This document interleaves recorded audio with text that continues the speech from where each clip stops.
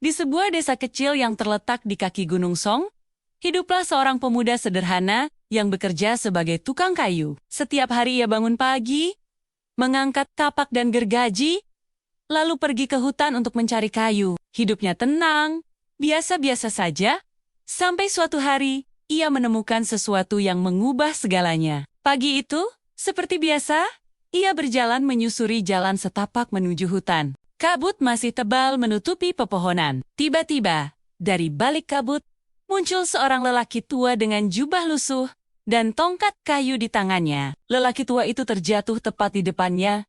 Nafasnya terengah-engah. Mukanya pucat. Tanpa berpikir panjang, pemuda itu langsung membantunya. Ia membawa lelaki tua itu ke gubuk kecilnya, memberinya air minum dan makanan. Lelaki tua itu berbaring lemah.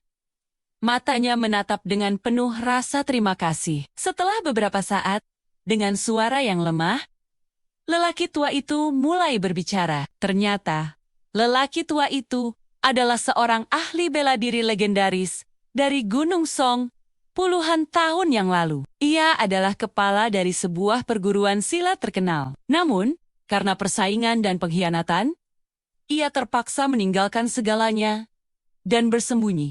Kini, di masa tuanya, ia mencari seseorang yang layak untuk mewarisi ilmu bela diri yang telah ia jaga selama bertahun-tahun. Pemuda itu terkejut. Ia hanya seorang tukang kayu biasa. Tidak pernah belajar bela diri, tidak punya ambisi besar. Tapi lelaki tua itu tersenyum. Ia melihat sesuatu dalam diri pemuda ini. Sesuatu yang jarang ditemukan. Ketulusan dan kebaikan hati yang murni. Hari-hari berlalu, lelaki tua itu mulai pulih.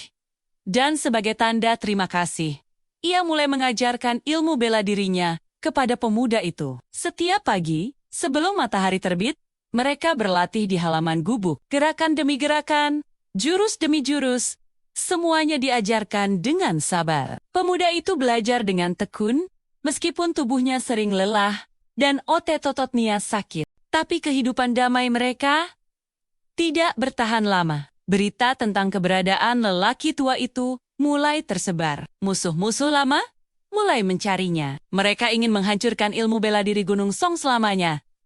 Atau lebih buruk lagi, mencurinya untuk kepentingan mereka sendiri. Suatu malam, sekelompok orang berpakaian hitam menyerang gubuk mereka. Mereka datang dengan pedang dan tombak. Mata mereka penuh kebencian. Lelaki tua itu sudah terlalu lemah untuk bertarung. Jadi pemuda itu harus melindunginya. Dengan semua yang telah ia pelajari dalam beberapa bulan terakhir, ia melawan. Pertarungan itu sengit. Pemuda itu bergerak dengan cepat, menggunakan setiap jurus yang diajarkan gurunya. Tapi musuh-musuhnya banyak dan berpengalaman. Ia terluka. Darah mengalir dari lengannya. Tapi ia tidak menyerah. Dalam momen kritis, ia mengingat kata-kata gurunya, bahwa kekuatan sejati bukan hanya dari otot, tapi dari hati dan tekad. Dengan tekad yang kuat, ia bangkit kembali. Gerakannya menjadi lebih tajam, lebih percaya diri. Satu persatu, musuh-musuhnya mulai mundur. Akhirnya, mereka melarikan diri ke dalam kegelapan malam, meninggalkan pemuda itu berdiri di tengah reruntuhan gubuknya. Lelaki tua itu menatapnya dengan bangga. Ia tahu bahwa keputusannya untuk mewariskan ilmunya kepada pemuda ini adalah keputusan yang tepat.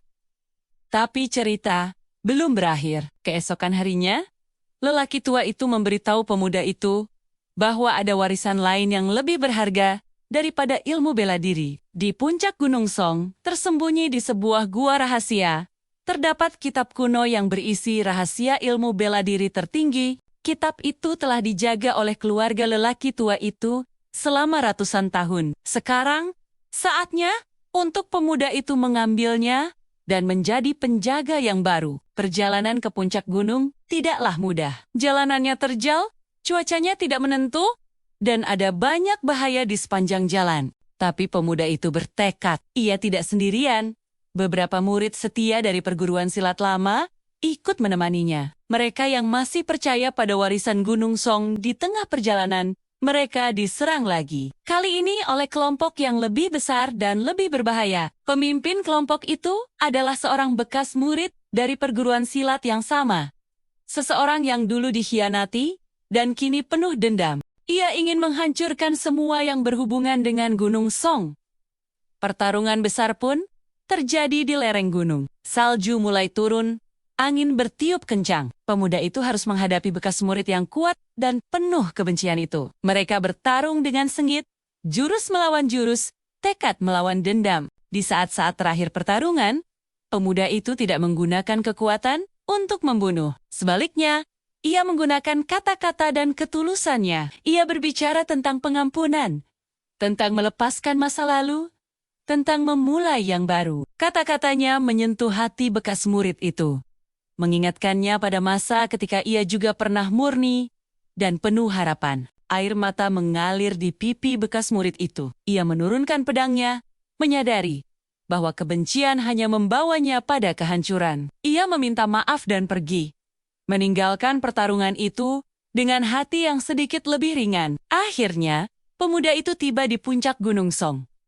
Di sana, di sebuah gua yang diterangi cahaya lembut dari celah batu, ia menemukan kitab kuno itu. Kitab itu tidak hanya berisi ilmu bela diri, tapi juga kebijaksanaan tentang kehidupan, tentang keseimbangan, tentang melindungi yang lemah, dan menjaga perdamaian. Saat ia memegang kitab itu, ia merasakan tanggung jawab yang besar. Ini bukan hanya tentang kekuatan, tapi tentang menjadi guardian, pelindung bagi mereka yang tidak bisa melindungi diri mereka sendiri. Ia kembali ke desa dengan kitab itu. Lelaki tua itu tersenyum untuk terakhir kalinya, puas karena warisannya ada di tangan yang tepat. Beberapa hari kemudian, lelaki tua itu meninggal dengan damai, dan pemuda itu menguburkannya di kaki Gunung Song, tempat semuanya dimulai. Kini, pemuda itu bukan lagi seorang tukang kayu biasa. Ia adalah pewaris Gunung Song, penjaga ilmu bela diri kuno, dan pelindung desa. Ia membuka perguruan silat baru,